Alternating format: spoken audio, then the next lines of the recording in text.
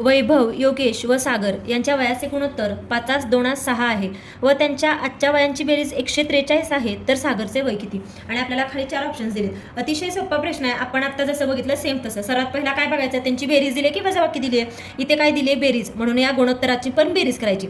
आता नावामध्ये कन्फ्युजन होऊ नये म्हणून असं लिहून घेऊयात आपण, वैभव, योगेश आणि सागर यांचं गुणोत्तर किती आहे? 5:2:6. म्हणजे आपण थोडक्यात 5 भाग 2 भाग 6 भाग असं घ्यायचं. बेरीज दिले म्हणून बेरीज करायची. मग 5 + 2 + 6 किती होतं? यांची बेरीज होते 13.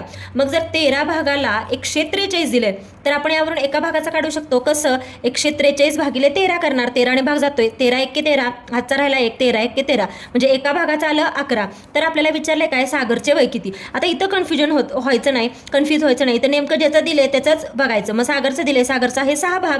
मग 11 × 6 केलं तर किती आलं? 66. म्हणजे सागरचं आजचं वय किती आहे? तर 66.